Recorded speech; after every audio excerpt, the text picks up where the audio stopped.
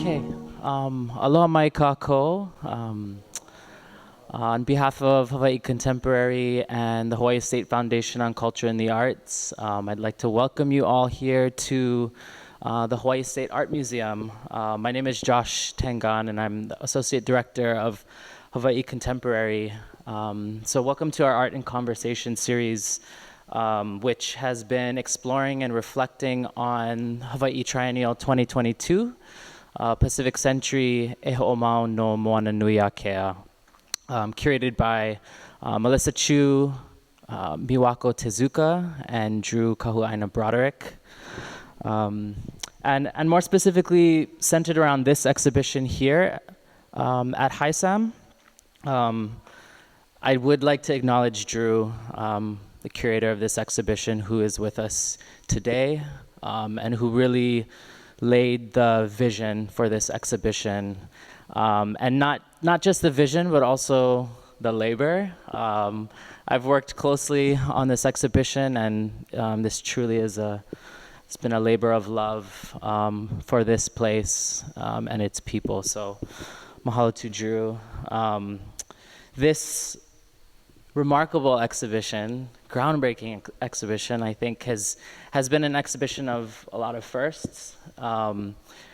This is the first time the Hawaii State Art Museum has exhibited time-based media and works in moving image within an exhibition context here at the museum.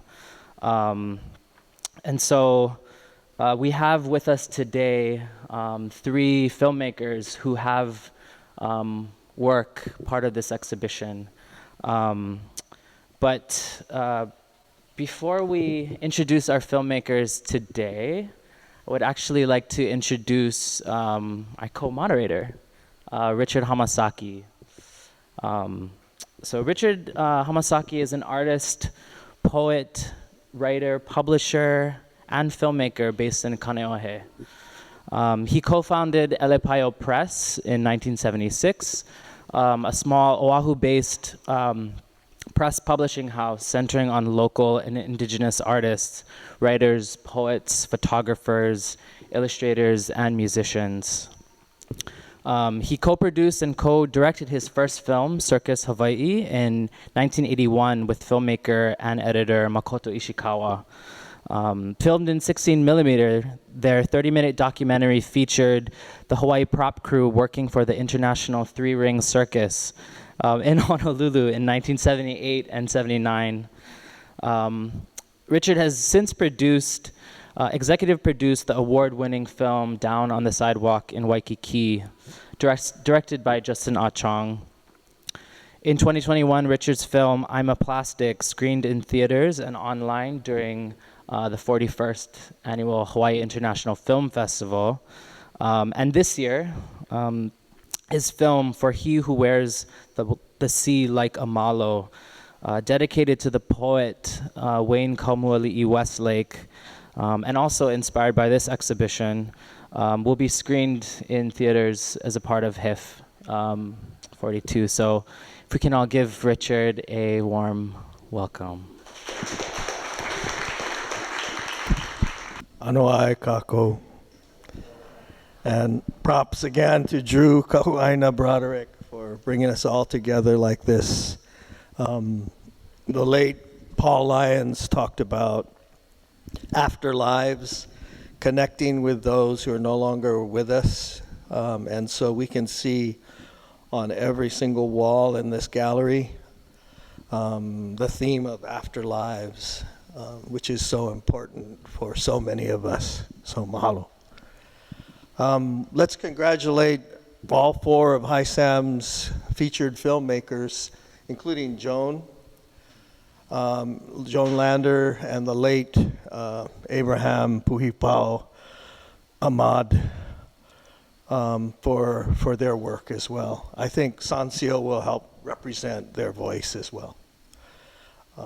So a big round of applause for them, their awards, and their inclusion in a variety of film festivals.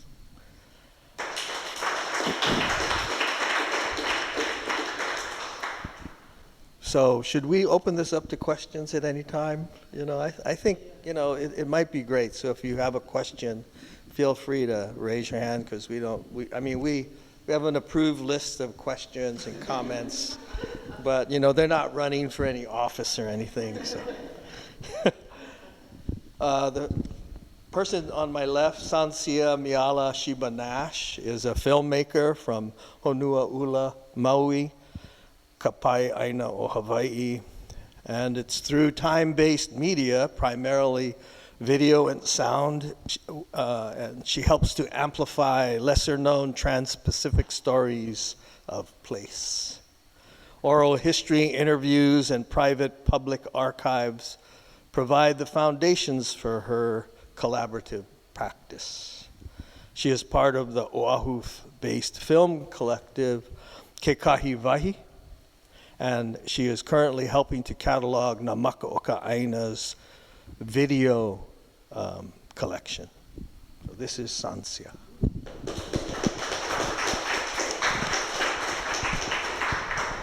And I'll introduce Justin Achong, was a native Hawaiian filmmaker from Mililani, Oahu.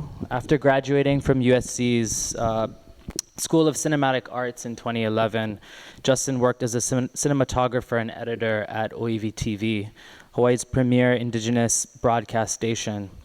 In 2019, his debut narrative short film, Down on the Sidewalk in Waikiki, screened at over 25 festivals around the world, winning several awards. Most recently, Justin was involved in producing the George Helm narrative biopic Hawaiian Soul, which won Best Short at Imaginative Film Festival, Hawaii International Film Festival, and several others.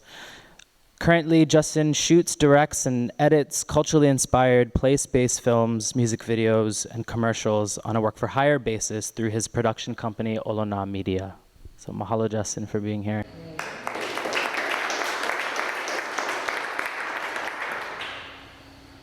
Aina Paikai is a native Hawaiian filmmaker aiming to amplify indigenous voices. Paikai wrote and stars in the award-winning short film Down on the Sidewalk in Waikiki, inspired by the late poet Wayne Kamuali Westlake. He followed up with writing and directing the short film Hawaiian Soul, a biopic drama that celebrates George Helm Jr., musician, activist, and Hawaiian hero that helped to stop the bombing of Kaho'olawe. Hawaiian Soul has won Best Short Drama Awards in 6 different film festivals, including Imaginative in Toronto, Canada, and Maoriland in Otaki, Aotearoa, New Zealand, the 2 most prestigious native film festivals in the world. Aina.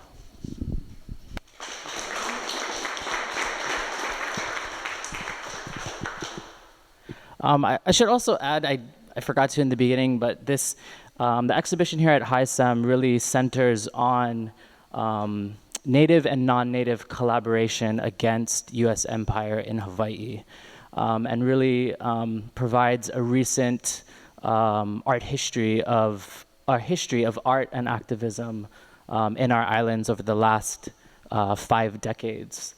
And so, yeah, I think well, I'm gonna jump ahead, but maybe I'll ask this next question. So, Sanze, with that, I think I wanted to see if you could kind of introduce the work of Namaka Aina, who has really played an important role, like, I think, in your practice, I think all of your practices. And so, yeah, Sanze, would you like to share?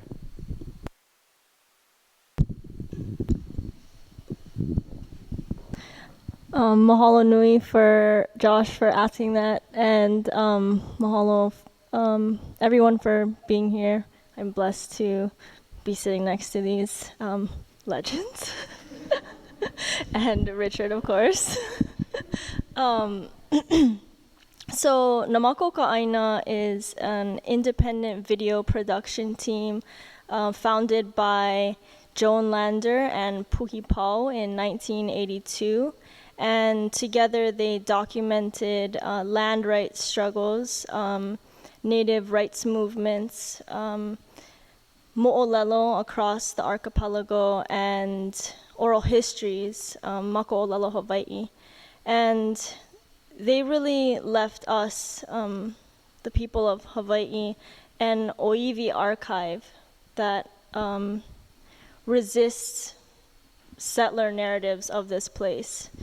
And so I think they have about 8,000 video tapes that are in their collection. And that's apart from 100 edited documentary programs.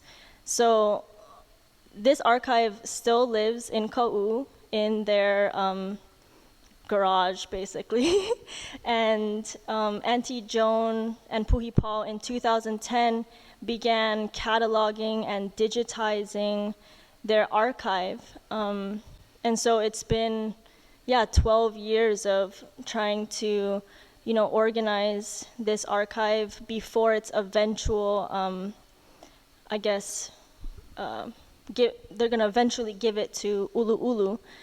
So about 2 years ago, Auntie Joan asked me to help her digitize these transcripts that accompany the tapes, the 8,000 videotapes. And it's really important to, digitize these transcripts because it will allow them to be more accessible. Just because all of the tapes aren't digitized at this point, the transcripts will allow for them to be searchable by descendants of those who are on those transcripts, and researchers and filmmakers to actually be able to access this material. So, and Richard, you mentioned that in about 10 years, the actual machines that digitize these tapes are no longer going to be as accessible or usable. So it's kind of it's an urgent project, but yeah, I know Aina and Justin, their work really has inspired your folks' work too. I'd be curious to hear your thoughts about Namako Ka'aina.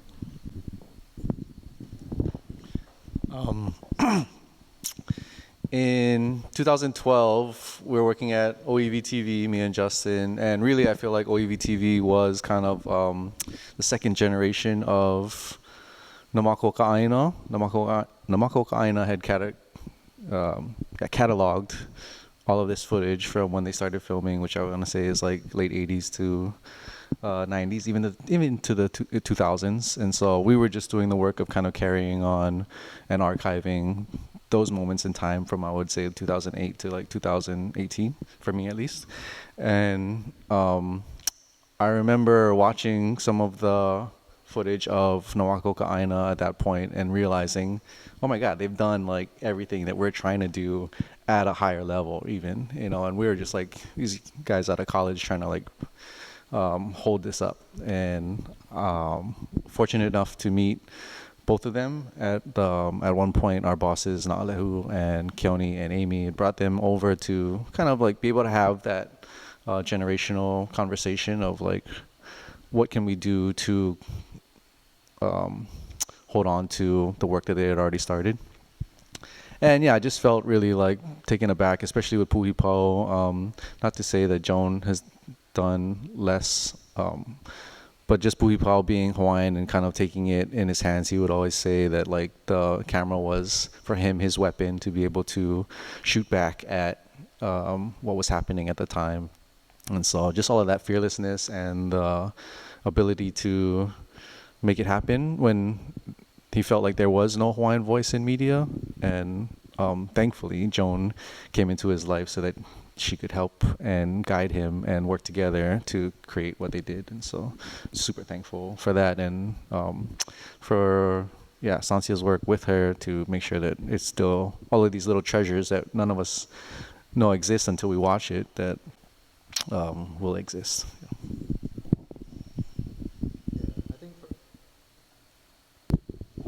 Um, is it on? Yeah, I think for myself, I hadn't had the chance to meet either of them, but to, you know, be inspired by their work and to have such a collection that informs those of my generation that wasn't born yet at those times that all of this was going on, you know, that they were documenting, that they were cataloging and ensuring that those in the generations, myself included, to come, know the stories, know the things that have happened, know the people, hear their voices.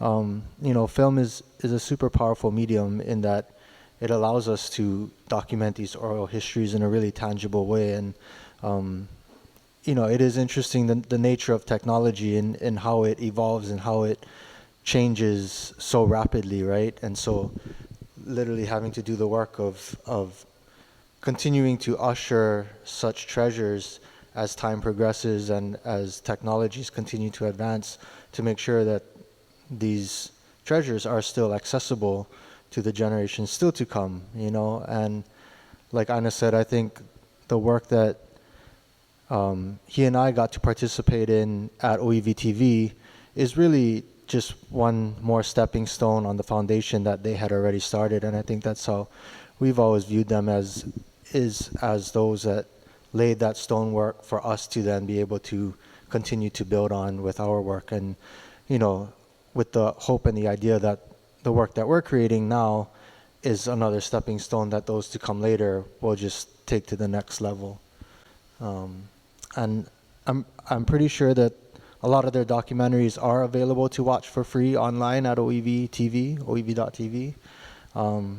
You know, I myself haven't seen a lot of them, and so yeah, I would encourage anybody who hasn't to go and check it out. I just also want to add that, you know, in addition to, you know, technology, you know, becoming obsolete, I think Namakoka Aina has their kind of catalog of finished films as well, but there's a lot of these 8,000 videotapes also feature like a lot of B-roll, other interviews that have not, you know, made it into a particular documentary. But you know, it's also very critical because in a lot of ways, Auntie Joan is the only one who can really identify a lot of the people in these films, and because of that, she's super integral to this cataloging and digitizing process. So I also did want to just give a quick pitch because Pu'uhonua Society has recently, a nonprofit arts organization here, has recently kind of committed to supporting this process of cataloging, and so we are, you know, writing a bunch of grants and kind of finding support from the local community. So I did just want to mention that as well. But maybe we can shift our focus to Down on the Sidewalk in Waikiki, a film that features in this exhibition. So I'd love to hear from Justin and Aina, and then Richard as well, kind of about the origins of the film, and then how it, you know, came to find its way into this exhibition. So.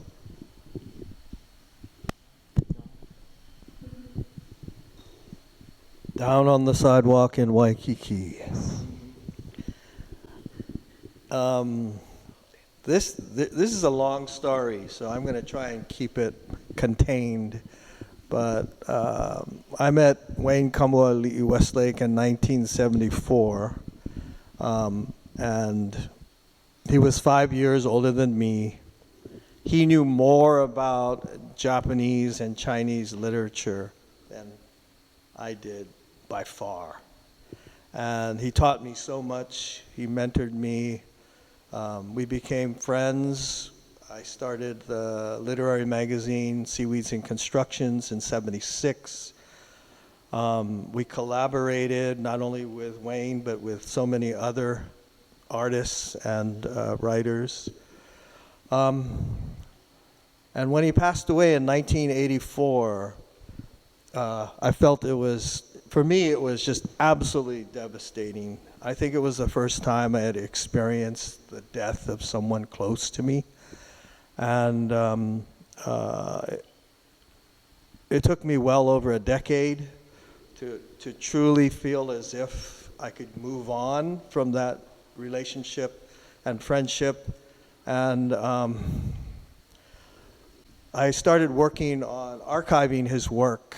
And so I published an essay in Dana Naoni Hall's Ma'alama Land and Sea, I believe it's called.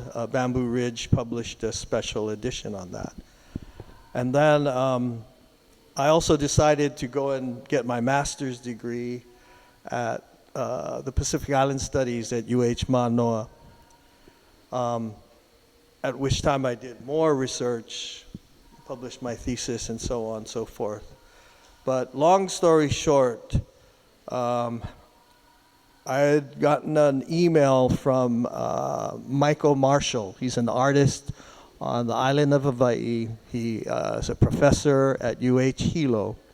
And he asked me, hey, Richard, can you figure out a way to do a poetry score? In other words, find a poet with a long poem or a series of poems so we could turn it into music. And he was asking me this question because this guy, Chris King from St. Louis, Missouri, had wanted to do something in Hawaii. So I said, why not do Down on the Sidewalk in Waikiki, the series of 25 plus poems.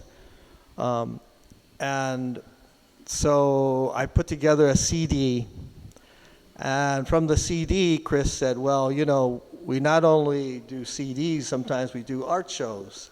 So I said, okay, I'll organize an exhibit, and it was held at Gallery Iolani at Windward Community College. And then he mentioned a film, and he wanted to come from St. Louis and do a film on zombies in Waikiki. I said, no way, man. And I had met Justin in 2003, 2004. He walked into my classroom with about 16 other students, and this is the very first time Kamehameha Schools, Kapalama campus, offered a class in honors English 9, 10, 11, and 12 over a series of 3 years. They walked into the class, and Justin had read, I assigned, cut me off if I'm going on too long, The Wind God of La'amau by S.N. Nakuina. Yeah. And Justin and his friends got into it, and they said, Hamasaki, can we make a video? And I still have the poster. And they called it the Deaf Ali'i. And they were like this. He got his dad involved and 2 other individuals from the class. And they made a video of it. And I went, man, you got to take this show on the road. I found out he was making videos in the 7th grade, right? And so when John Pule, who had contributed 2 collages to the Down on the Sidewalk in Waikiki Artist Invitational, found out I was interested in maybe making a film from this, he said, Richard, if you sell my collages, can you can donate the sale, and they were $1,000 each, to whoever wants to make the film. So one day, Noelle Kahanu comes to the gallery and she goes, I want this collage. And I said, it's for sale. and she said, well, I want to buy it. And I said, well, let me talk to Justin Ah Chong, because he had already gone to USC, graduated, and was working for OEV-TV. And I asked Justin, hey, brah, can you make a movie on Down on the Sidewalk in Waikiki? There's $1,000. And he said, yeah, I'll do it for $1,000. I said, right on. I said, it doesn't have to be that long, and you could even do it on a cell phone. And he said, but I can't work on it now because I'm working on the voyage around the world with the Hokulea. I said, okay, no problem, man. So 4 years later, he contacts me and says, Hamasaki, I'm ready. So I said, well, Noelle had written her check to Justin. So no contract, just an agreement. He said, I'm ready. He asked me to be executive producer. He wrote a grant, and he was working with Aina. And the beautiful thing is he had a classmate, Lopaka Kalahele, and we had decided that Imai would make a great character. And Aina was very interested in finding an actor, and I think he reached out to many people in the community, and he was kind of disappointed. And I said, well, Aina, why don't you be the main character? And then, you know, maybe you could share a little about, maybe you could share a little bit about working with Imai, Uncle Imai. I didn't go to those rehearsals because I know how Imai is. He's a natural-born teacher. And I knew that he would be conveying his mana'o and his knowledge and experience with these two gentlemen. So could you share a little bit about that rehearsal period? And if you haven't seen Down on the Sidewalk in Waikiki, it's available online, right? Yeah, it's on Olana Media Vimeo page right now, but it's also playing in the gallery over there. Go ahead. We smoked a lot. No, just kidding. No, he didn't know a lot about his poetry other than what Richard had introduced me to, or his art, or even him per se. And then I don't know when within the timeline, but like looked him up and read some of the stuff and saw kind of what he'd been about, I guess, in his art world. And then we went to his studio, and it had, hundreds, I would say, of trinkets or paintings or all of the things that he creates. He had like stuff that he was making out of his hair, which I thought was really cool and fascinating. And he said he hadn't cut his hair in years, and he was like, using it as an art form. And he was just really like using everything he could get his hands on and what made it interested. Showed us these huge murals of like stuff about Haleiwa and the Eva bird and kind of like all of those like things that I didn't know about necessarily. And so he's just like really in tune. And I remember asking him like more about like us, like who are we from his perspective as Hawaiians. And just like I remember him kind of saying, just like nature worship is pretty much our religion. Like, and I don't know, all of these things that would just like made sense. And he just was very in tune, I guess, but also exactly like the character, the kahuna, and kind of a mystic, and not tell you the answer directly, but let you kind of like think for yourself about the things that he was presenting. And so I thought that was kind of really amazing. And knowing his artist background, we figured, that he would be willing to take this leap into acting, which is not easy or the same. But he totally, I remember at least one rehearsal where we kind of like kicked it up a notch a little, and both of us were going for it, and I felt like more safe and the vulnerability that it takes to be an actor, I think. And so for both of us to let go of that, both of us not really being actors per se, but like trusting each other, especially in the scenes that we were together, really, which is one. And he has this great like monologue, and he's just like, I think it was brand new, but also the good rawness that I think we wanted for the picture as well. Yeah, I think when Richard, initially approached me about the project, I wasn't really aware of Wayne Westlake and a lot of his poems as well. And so it was really a cool opportunity to dive into that. And, the CD that he talked about where he had reached out to musicians and bands from all throughout the Pacific, from Aotearoa to Samoa to, Guam to Seattle, each one of them taking a poem and using the words of the poem as lyrics and creating their own music. It was a really cool and inspiring soundtrack. And so when he approached us with the idea of the project and the opportunity, Aina and I had been working at OEVTV for some time, and a majority of our work there is documentary work, documentary and news. But he and I both come from a passion of scripted narrative filmmaking and have been yearning to have an opportunity to do something in that realm, and this was kind of it. And so we saw it as that, and asked Aina if he would come on board to help write the script and the screenplay, and so we started really just like listening to the music, reading through the poems, and started trying to envision a story that captures the essence of what these poems were speaking to, and the imagery that Westlake created about, his time in the early 70s working as a janitor in Waikiki.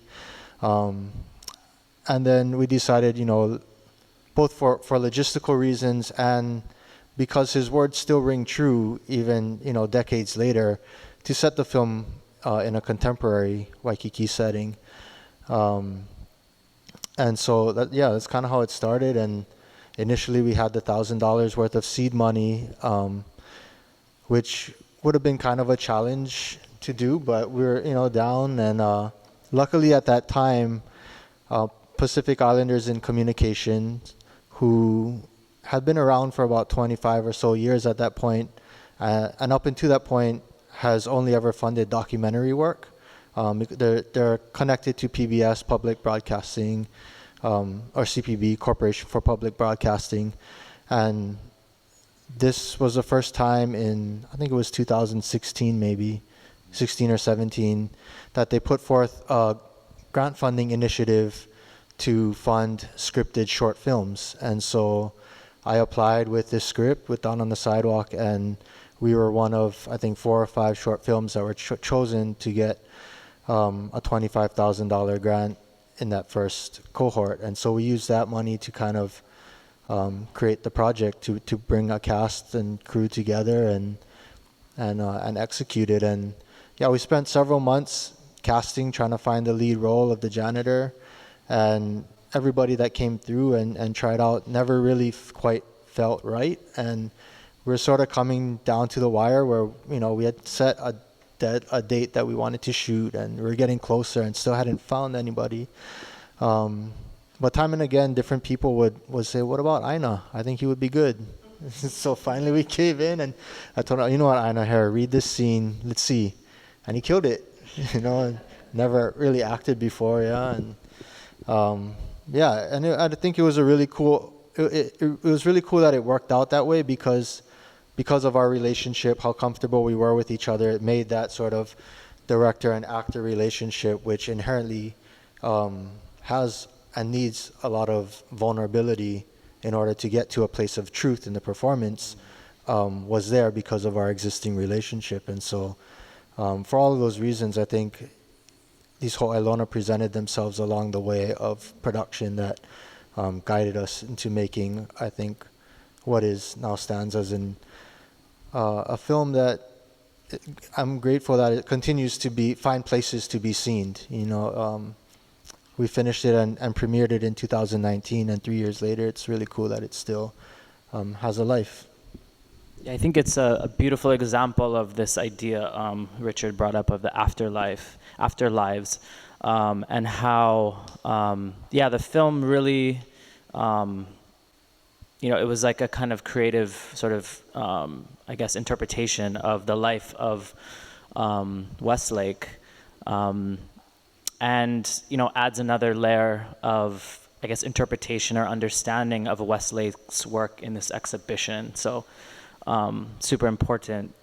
Maybe we can shift to, did we just want to touch and talk on kind of your own individual kind of creative practices? And maybe each of you can kind of just talk about how you became a filmmaker, and perhaps offer one film or filmmaker that really kind of sparked that desire, I think, in you.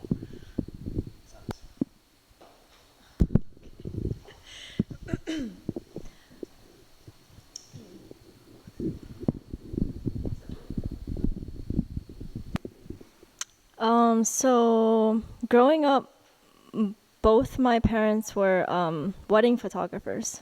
So from a young age, like probably since I was like 4 or 5, I was either like the flower girl or like holding a camera for one of my parents.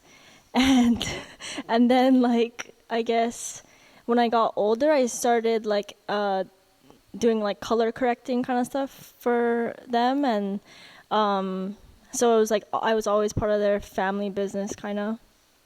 And the first film I made was when I was 13. My mom passed away, and I think I was just I felt that I needed to sort of preserve her memory in some way, and for me, filmmaking allowed me to do that because I started interviewing my family and friends, and yeah, I kind of fell in love with oral history then, and maybe archiving, because going through sort of like my own like private archive, I guess, my own like family albums, and scanning those photographs and digitizing like old tapes.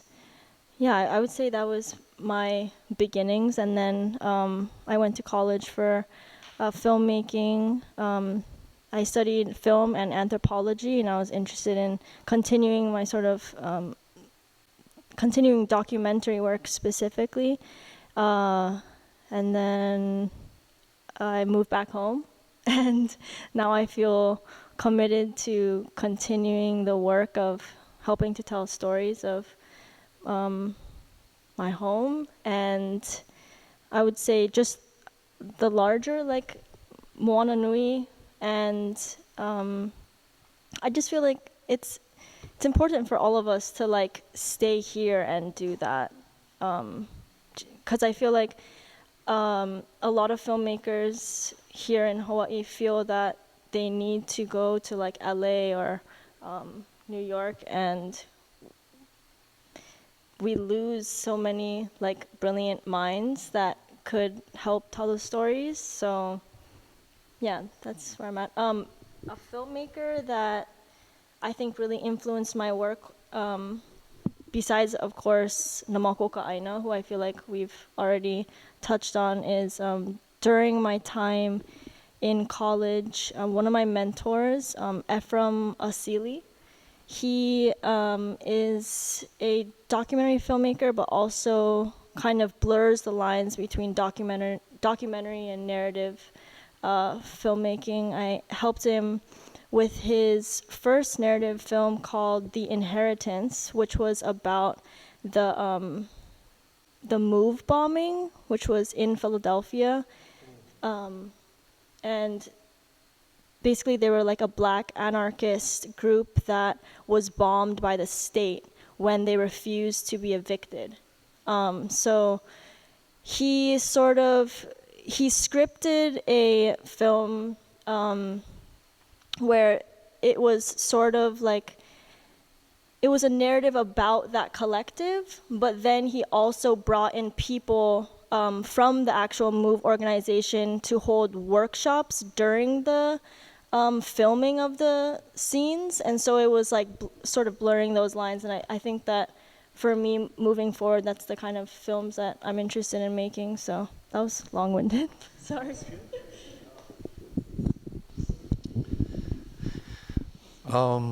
For myself, I think like growing up, never ever thought I would be a filmmaker as like an option for your career. I don't think it was like really presented as like a possibility.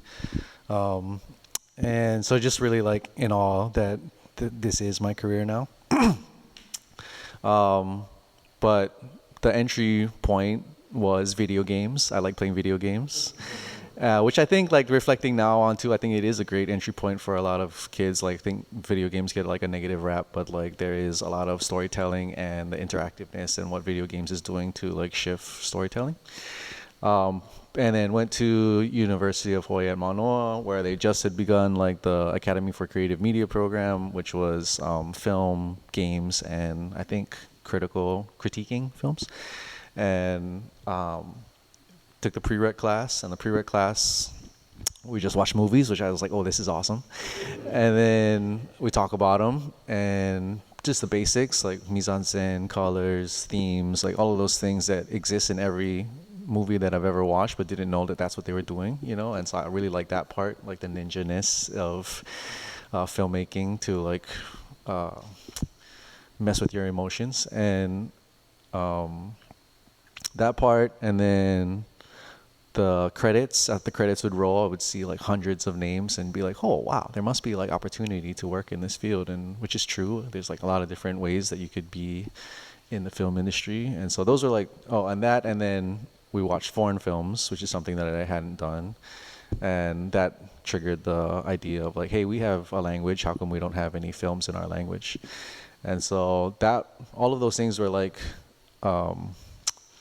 check marks, I guess, as to like there's a lack of something and that I could maybe provide based on my perspective and like desire to be a part of this industry.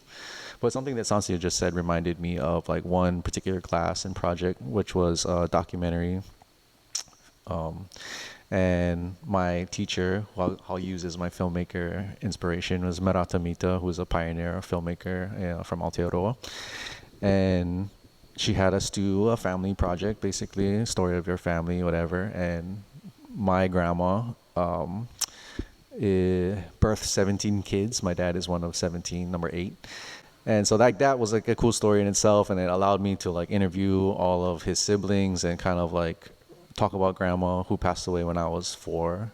And so I don't really remember her per se, but a lot of the stories was like I was around her ankles all the time, and I was like her favorite.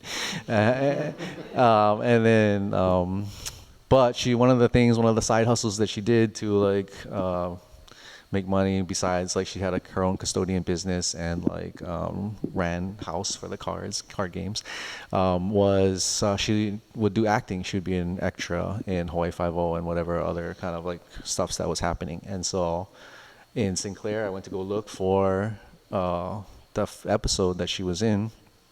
And then sure enough, she was there and all done up, and she had like a line, and it was in Hawaiian too, and it was like "Ihe ala oi" or something like that. And I heard her voice, and I couldn't remember her voice, and I thought, wow, it's so powerful that I can see her and hear her again. And so I thought that part of filmmaking, like Lamako Ka'aina, like that, it's just like this time machine that we can go back at any moment. And so that's I think why filmmaking, and I think it was her too, that was like something that she was interested in, and I didn't know really who I was or what I wanted to do or how to be a Hawaiian or anything like that, but filmmaking felt like, oh, this must be it, and that's probably because of her. And so I think that was kind of this is what I'm going to do, you know. I think for myself, I kind of always point to a moment in 7th grade that it was in English class. We were all given an assignment to write like a novel for the semester, and the Brothers and Friends had just come out on OC16 at the time, and I was just, you know, that was the funniest thing to me, and to like see like people that were familiar on screen, comedy that was familiar, just resonated with me. And so I asked my teacher if I could, instead of writing a book, could I write a script, and me and my friend are going to partner up and we'll shoot it. Never shot anything before, never edited anything. She said, yeah, go ahead. And that kind of just started this journey for me of falling in love with the craft, I guess. Like, learning the technical skill, learning how to shoot something, put something together. In the end, kind of failed at it, but that kind of inspired me to want to continue to take classes throughout high school. And, when I was applying to colleges, kind of just applied to film schools. But then, I think for me, it was sort of always that attraction to the technical, like being inspired by like the beauty that's created or like the magic that's created, and wanting to know how to do that. I remember like as a kid in elementary school, during summer breaks and things, when my parents would have work, they dropped me and my brother off at my grandparents' house, and early in the morning, and and every morning from like 7 a.m. to like 9 a.m. on MTV, they're just running music videos, you know. And I remember for 2-3 hours straight, I would just sit and watch music videos every day. And I think, you know, thinking back now, I think that really inspired that visual seed within me to like, fall in love with that, just that craft and that beauty and that ability to communicate something through images and through moving images. And then, as I went through middle school and high school at Kamehameha, you know, I took Hawaiian language courses and Hawaiian history courses, and it was really there that I was exposed to culture and language and that own part of my identity for the first time. You know, nobody in my family spoke Olelo Hawaii, and so, I think that exposure to Hawaiian history, Hawaiian culture, Hawaiian language, coupled with this passion for artistic creativity, for this medium of film, and the melding of those things was like, man, I would love to see, you know, our epic tales, our stories, our all these mo'olelo that ground our identity and like really connect us to this place, like on a big screen level, you know, on a big budget level. And I think that's what really pushed me through film school and through the work that I do. And I think, and then when I went to film school, when I went to USC, it was really there and in making a lot of friends that watch movies religiously. I didn't watch movies religiously. I didn't have a catalog of films in my head like a lot of these other students did. And but getting to live with them and interact with them a lot, like we watched a ton of movies and we learned how to watch movies, you know, how to break them down, how to really analyze them. And so it was really there that I got into directors like the Coen brothers, who I really love, you know, Paul Thomas Anderson, Darren Aronofsky, and so I was really inspired by a lot of their work and their cinema, and then sort of ingrained that language of cinema within myself. And for me, I couldn't see myself living in LA after college. I wanted to come back home. I wanted to make movies here about this place. And so fortunately, a spot at OEV-TV opened up when I was graduating and afforded me the opportunity to come home. And grateful that I get to continue exploring that passion or that drive of how can we bring our stories to a big screen and to a wider audiences, both for our own communities, for ourselves, to reflect ourselves and our stories back to ourselves, to because there's a lot of learning in that reflection, but then also on that bigger level, how film can, you know, through the empathic quality that film carries, allow other people beyond Hawaii to connect with who we are, you know, and to see the similarities. And so I think those are the kinds of things that drive me in the stories that we create now. Sanzi, you talked about the importance of staying here in Hawaii, and really the three of you have really dedicated your work to telling the stories of this place and its people. So I'm curious, what does it take to survive as a filmmaker here in Hawaii? What are some of the challenges one faces, and what are the networks of support, financial or otherwise, that exist for filmmakers here today? I think you should. You know, because I was a wannabe filmmaker, and I jumped into making a 16 millimeter film. And as Geeta Patel said during one of her podcasts for House of the Dragon, episode 8, which was just killer. She was able to capture the dying king in a way that only people who took care of our elders would know. And during the podcast, she mentioned, one of the podcasters asked her, "What are you going to do now?" And she's a mom. She's made several films. She said, "Back in the day when I was a broke-ass filmmaker, I wrote a lot of scripts. I want to get back to that." And so that's something that really hit me. And I think we need to hear from Sansia Aina and Justin. So, as a broadcast filmmaker,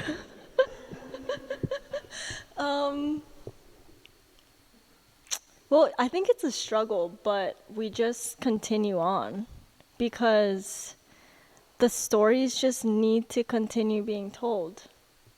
It's like as simple as that. Because if we don't, then what? I don't know. I think community is really important. And showing each other's films, like finding a place to like share films and watch them together is important. And I think that's the only way that we can continue on. The last 2 weekends we did a program, a screening series called Inaki'ima Mua Naki'ima Hope at Aupuni Space. And I think that was really like an opportunity to just gather filmmakers that may not otherwise have a place to have their films be seen. And I think just as much as possible, creating those spaces is the way that we continue. And I think Namako Ka'aina and Joan and Puhi Pao, just the way that they, like, on a bare bone, like, budget, like, they had nothing, truly. And they just continued to film. Like, they had, like, maybe, like, 1 camera or 2 cameras. And obviously they started to get more grants as they became more understood by the local community. But they would just get called up, like, the night before, like, a land rights struggle or something, and they just show up, and they would just film it. So, like, I don't know, people like that are inspiring, and they are the reason why that we continue, I think. The work just must be done.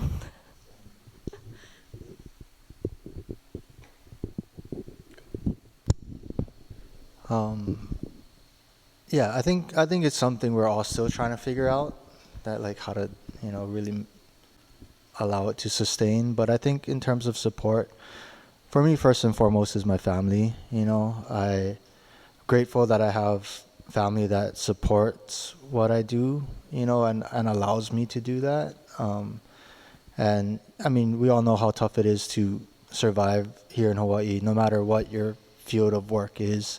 And so, yeah, family for me has allowed me to kind of explore my passion and live it. And I'm grateful that it's gotten to a point where I have gotten to a place where it sustains me, But I think in that, one thing that I've had to do is just you wear a lot of hats, right? Because there isn't always a lot of work in one specified role.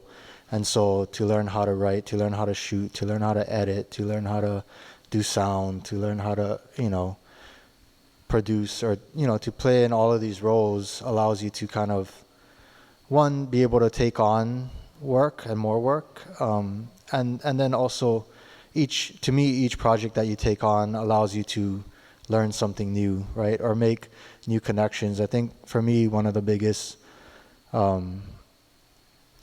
propellers of my career was working at OEV-TV, both because that was really the space that I gained a lot of my technical skills just by the nature of the amount of repetitions that of the content and the things that we would create, the amount of shoots that we would be on. But I think more importantly for me, it allowed me to start building relationships within the community and within the Hawaiian community. And so I think, my 8 or so years there is where I really got to expand my skills and my connection to community. And it's really those things that now kind of being on my own and depending on client work for my own sustainability, it's those things that kind of help set me up to be able to do that. And then I think the challenge now is figuring out how to transition from maybe doing less of that client-driven work and doing more of our passion projects, that, you know, our own scripted work, longer feature-length movies, those kinds of things that, you know, can live on a more global platform like Netflix or Hulu or something like that, and allow those things to be able, for that to be what sustains us, you know, is our own passion projects, so that we can tell the stories that we are driven to tell and we really want to tell. Yeah, and there are, you know, organizations like Pacific Islanders and Communications that has been supportive, but how do we expand to more than that, I think, is the next challenge. Yeah, we were talking a little bit the other day, and that PIC, or Pacific Islanders and Communications, really is, at least for Pacific Islanders, like the standalone source of funding for shorts, narrative shorts, or narrative filmmaking. Other than that, it's like, yeah, your own passion project or student project, or yeah, whenever you have time outside of your client work to push on something like that, which can be really hard. I mean, we spent 10 years at OEVTV and could never really like make a passion project until that last year, because we were kind of like actually dedicated on like leaving so that we could pursue this type of filmmaking. And so in that way, it's kind of like kind of scary, I guess, in the next level of feature-length filmmaking, which is, you know, low budget is like $1 million, and I've never even, you know, come close to that in my life. And so there's really kind of like, but at this particular point, and for me specifically, like, yeah, able to rely on my family, especially my wife, who supports kind of the vision, but also I'm still like a broke ass starving artist filmmaker, and wanting to like come good on, I think, this promise of like making it, I guess, for our family, so that I can help buy a house, which is kind of like really on the purview of what we would like to do as a family. And through this short film, or at least Hawaiian Soul, it's been a good testing bed in terms of how to become a businessman in filmmaking, which is something that I hadn't had to do before, and be able to rely on the one project as a standing ground for selling it to different community screenings or venues or educational opportunities, everything that I could get. The main thing was like for people to watch it, but the second thing was like, is there any kind of budget for, you know? And it's been, you know, pretty good, actually. I would say like more beyond what I thought was possible in the short film realm. And then so now with some of that confidence, I think there's the wanting to step into this next level, but then that looks at like $1 million, which is like the bare minimum, but really more like 10 or 20, you know, and like where does that come from, or how do you even, any of that stuff, right? And I think there's like a lot of money in Hawaii, but not dedicated to, you know, native films. And I think where we're at this point, it's like the most leverage we've ever had to kind of procuring some of that and making it financially viable for said investors to make their money back on these types of films. But still, it's pretty like kind of a long shot for you to make money off of, I don't know, a native film, because only native people are going to go watch it, you know, not necessarily. Like, I think Black Panther really like shifted the amount of money you could make off of a cultural film. But like, it's still kind of a big bet for those folks. But I think what we're doing at the short film level allows for them to have more confidence in us, and especially if we can make money off of these small projects. So like, those are the cues I think that investors have that will allow us to do some of that without having to go to LA or New York, which is where the work is, and that's why we go there, you know. But like, yeah, I've always been kind of like against having to wait for 5-0 or Magnum or the next thing for us to get jobs, you know. And so, yeah. So yeah, I mean, it's great. You've touched on the opportunity to use prior works to leverage, your next project. And it was, it's beautiful to hear that despite the lack of funding, the work continues. Doesn't mean it's okay, but that it still persists. And I'm glad we could at least kind of touch on the need to diversify funding for filmmakers in Hawaii, to keep our filmmakers here telling our stories. But with that, we're kind of like at the end of our hour already. But I just also want to remind everyone that this exhibition here is currently up into the beginning of December. And I think we're actually extending it a little to December 7th. So just have that date in mind. We're also, Hawai'i Contemporary will also be offering, expanding our tour offerings of the exhibition. So we're currently working through that schedule for November. But you can please get more information on our website at hawaiicontemporary.org. So mahalo again to our panelists and my co-moderator here. So if you can please give them a round of applause.